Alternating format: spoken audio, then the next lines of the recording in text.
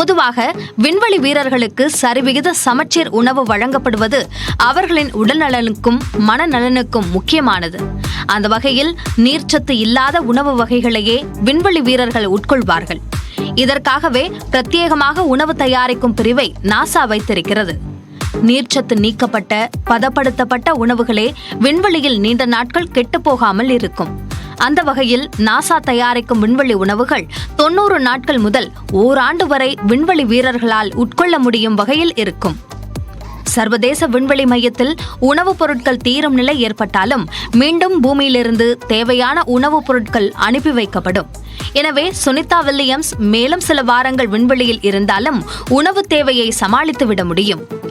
அதே நேரம் விண்வெளியில் இருக்கும் வீரர்களால் விரும்பிய உணவு வகைகளை எல்லாம் சாப்பிட்டு விட முடியாது. பொதுவாக பூமியில் இருப்பது போல் ஈர்ப்பு விசை விண்வெளியில் இருக்காது என்பதால் குடலில் உணவு ஒட்டாத நிலையே இருக்கும். எனவே கொஞ்சம் சாப்பிட்டாலே வயிறு நிறைந்து விட்டது போன்ற உணர்வு விண்வெளி வீரர்களுக்கு ஏற்பட்டுவிடும். புவியீர்ப்பு விசை இல்லாததால் உணவு மற்றும் தண்ணீரை வாய்க்கு கொண்டு செல்வது கூட சவாலாகவே இருக்கும்.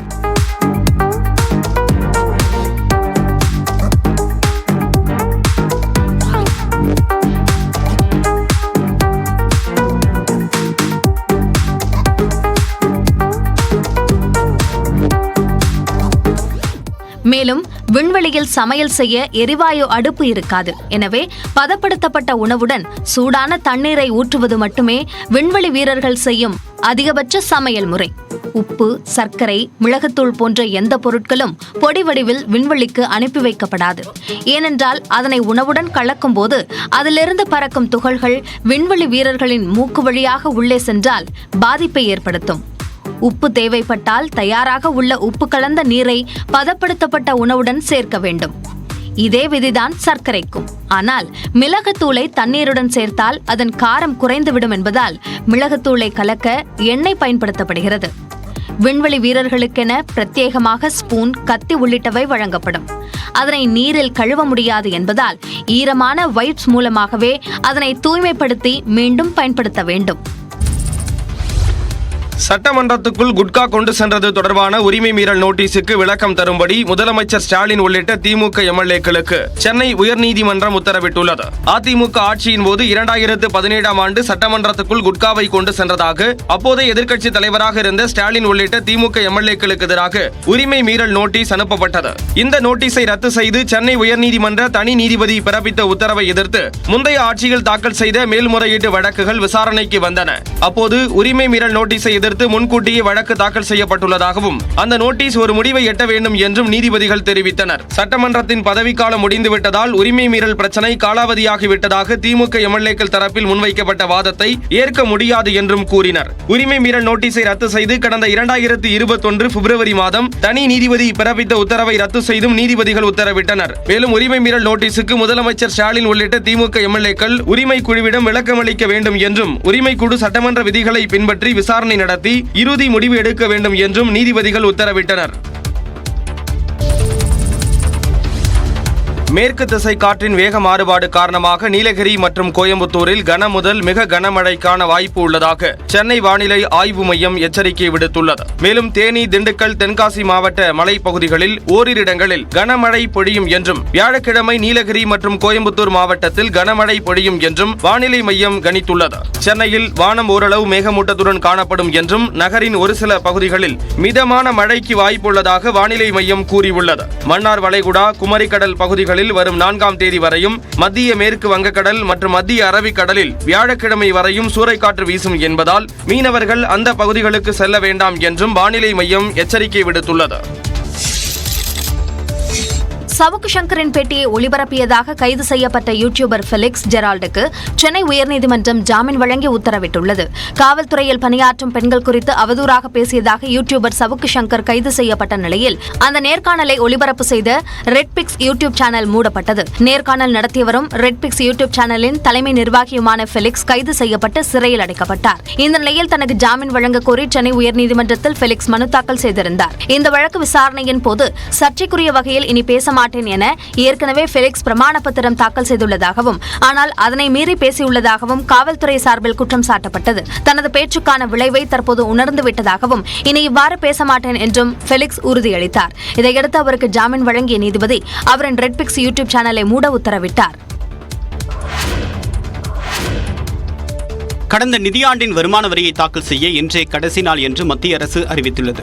வழக்கமாக வருமான வரி தாக்கல் செய்ய ஜூலை 31ஆம் தேதியே கடைசி நாளாகும். இந்நிலையில் அச்சு ஊடகங்களுக்கான வருமான வரி தாக்கல் செய்ய காலக்கெடு நீட்டிக்கப்பட்டதாக சுற்றறிக்கை ஒன்று வெளியாகியிருந்தது. இதனை சுட்டிக்காட்டியுள்ள மத்திய அரசு மாத சம்பளம் பெறக்கூடிய வரி செலுத்த தகுதியுள்ள தனிநபர்களுக்கு எந்த காலக்கெடுவும் நீட்டிக்கப்படவில்லை என்று அறிவித்துள்ளது. 2023-2024 நிதியாண்டின் வருமான வரியை இன்று செலுத்த தவறினால் பழைய வரி செலுத்தக்கூடிய முறையில் எந்த சலுகைகளும் பெற முடியாது. மேலும் கால தாமதமாக வருமான வரி தாக்கல் செய்தால் அதற்கு அபராதமும் செலுத்த நேரிடும். ஜூலை 26ஆம் தேதி வரை 5 கோடிக்கும் அதிகமானோர் வருமான வரி விண்ணப்பங்கள் தாக்கல் செய்திருப்பதாகவும், இது கடந்த ஆண்டை விட 8 விழுக்காடு அதிகம் என்றும், கடந்த 26ஆம் தேதி மட்டும் 28 லட்சம் பேர் தங்கள் கணக்குகளை தாக்கல் செய்திருப்பதாகவும் வருமான வரித்துறை அறிவித்துள்ளது.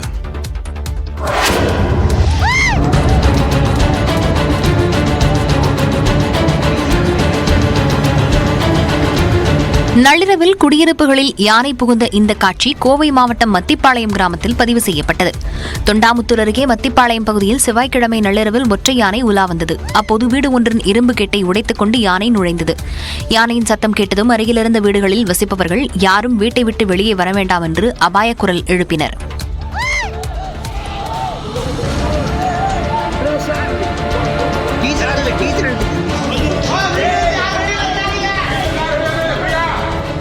பொதுமக்களின் குரலை கேட்டதும் யானை அங்கிருந்து வெளியேற முற்பட்டது. அப்போது வீட்டின் தடுப்புச் சுவரை தாவி குதிக்க முயன்ற யானை முன்னங்கால்களால் சுவரை தாண்டியது. எனினும் பின்னங்கால்களை எடுக்க முயன்றபோது தடுப்புச் சுவர் இடிந்து விழுந்தது.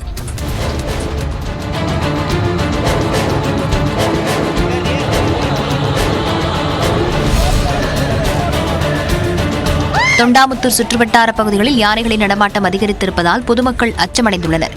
யானைகள் குடியிருப்புகளில் புகுவதை தடுக்க உரிய நடவடிக்கை எடுக்க வேண்டும் என்று பொதுமக்கள் கோரிக்கை விடுத்துள்ளனர்.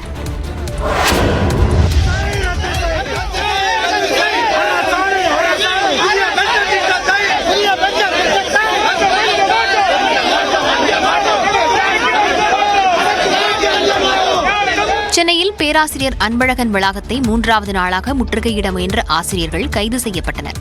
தொடக்க கல்வி ஆசிரியர்களுக்கு பதவி உயர்வு உள்ளிட்டவற்றில் ஒன்றிய அளவிற்கு பதிலாக மாநில அளவில் முன்னுரிமை வழங்கும் அரசாணை 243 ரத்து செய்ய வலியுறுத்தி இந்த போராட்டம் நடைபெற்றது. மீண்டும் பழைய ஓய்வூதிய திட்டத்தை அமல்படுத்துவது, இடைநிலை ஆசிரியர்களின் ஊதிய முரண்பாட்டை களைவது உள்ளிட்ட 31 அம்ச கோரிக்கைகளை வலியுறுத்தி தமிழ்நாடு தொடக்க கல்வி ஆசிரியர் இயக்கங்களின் கூட்டு நடவடிக்கை குழு போராட்டத்தில் ஈடுபட்டது.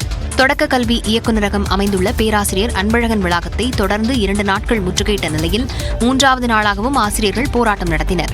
ஒன்றிய சீனியாரிட்டியை நடைமுறைப்படுத்தியதை மாற்றி மாநில சீனியாரிட்டியை நடைமுறைப்படுத்தியதால் இன்று கொந்தளிப்பு ஏற்பட்டிருக்கிறது. கிராமப்புற கல்வி அழிகிறது. ஓராசிரியர் பள்ளிகள் ஏராளம். இந்த ஓராசிரியர் பள்ளிகளை நிரப்பாமல் காலி பணியிடம் ஏராளமாக இருக்கிறது.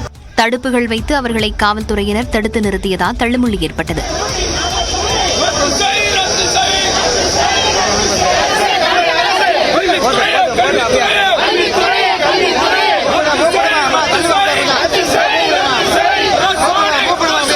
பின்னர் போராட்டத்தில் ஈடுபட்ட 600க்கும் மேற்பட்ட ஆசிரியர்களை காவல்துறையினர் கைது செய்தனர். சென்னையில் கடந்த 2 நாட்களாக குறைந்து வந்த 22 கேரட் ஆபரண தங்கத்தின் விலை மீண்டும் உயரத் தொடங்கியுள்ளது. செவ்வாய்க்கிழமை 6,385 ரூபாய்க்கு விற்கப்பட்ட 1 கிராம் தங்கம் மேலும் 35 ரூபாய் உயர்ந்து 6,420 ரூபாயாக உயர்ந்துள்ளது. 1 சவரன் தங்கம் 280 ரூபாய் அதிகரித்து 51,360 ரூபாய்க்கு விற்பனையாகிறது. வெள்ளி விலையும் கிராமுக்கு 2 ரூபாய் அதிகரித்து 91 ரூபாய்க்கு விற்கப்படுகிறது. கட்டி வெள்ளி விலை கிலோவுக்கு 2,000 ரூபாய் உயர்ந்து 91 ரூபாயாக உள்ளது. சர்வதேச அளவில் 5 விழுக்காடு அளவுக்கு தங்கம் விலை உயர்ந்த எதிரொலியாகவே சென்னையிலும் அதிகரித்துள்ளது. 1 அவுன்ஸ் தங்கத்தின் விலை 2,416 அமெரிக்க டாலர்களாக உயர்ந்துள்ளது.